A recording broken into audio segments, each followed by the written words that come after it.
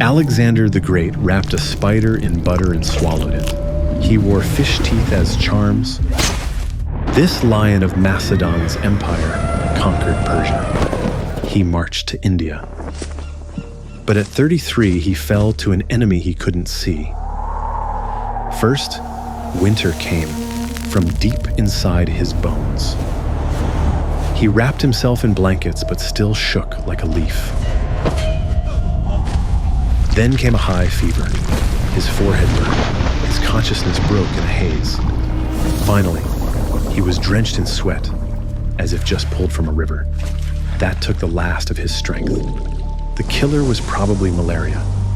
This ancient disease has stalked Earth for 50,000 years, until humans learned to farm and settle. Puddles became breeding grounds for mosquitoes. They got steady supply of blood. From that point, humanity entered a long night ruled by malaria.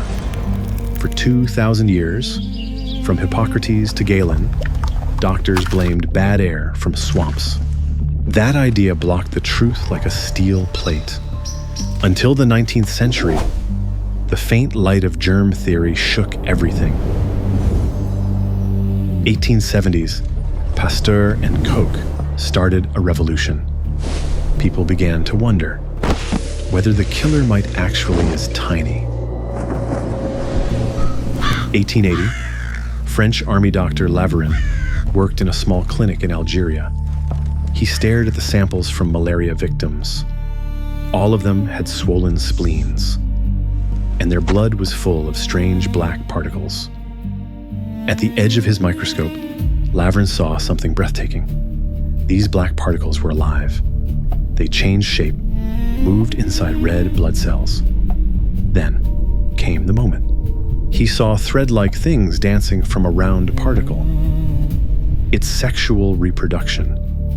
This was not a mere bacterium. Laverin realized he had found something more complex than any bacteria.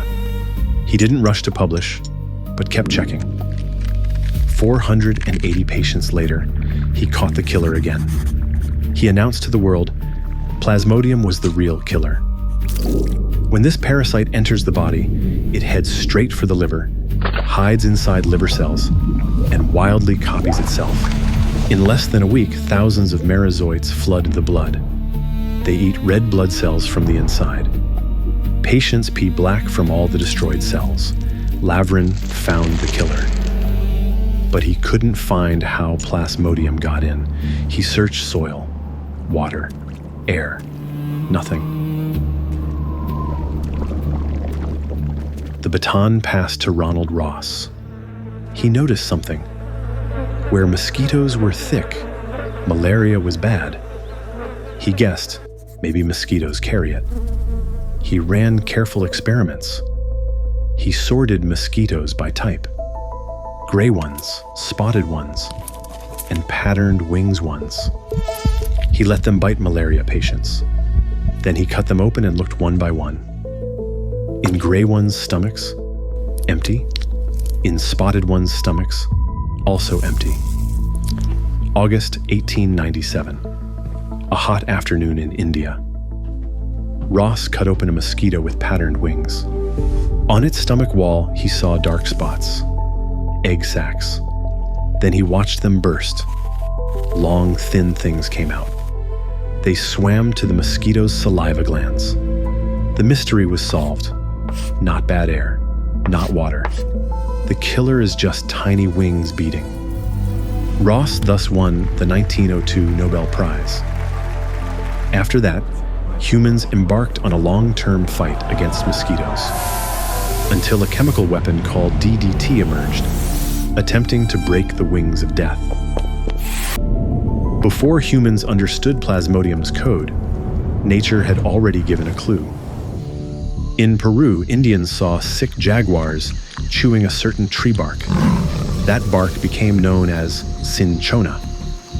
In the 17th century, it cured the Spanish viceroy's wife and spread across Europe. In 1820, two French chemists, Pelletier and Caventou, pulled a white crystal from the bark. They called it quinine. It gets inside the Plasmodium stomach, It locks up its detoxifying enzyme. The parasite poisons itself with its waste, but Plasmodium fight back. They evolve. In Africa, some people got sickle cell disease.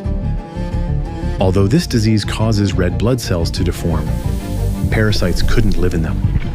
A disease that hurts became protection against death.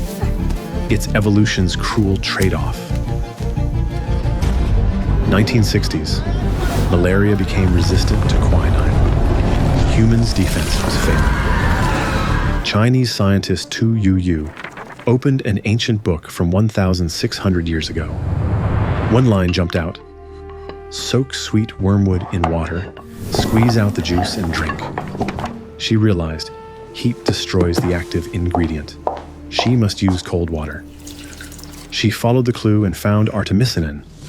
Malaria parasites had never seen this molecule before.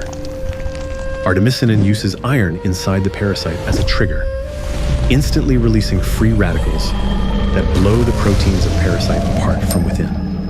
In 2015, Tu Yu stood on the Nobel stage for this discovery.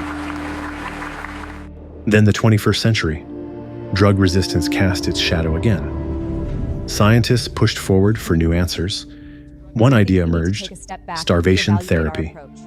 They found the parasite's only glucose supply line, a protein called PFHT1.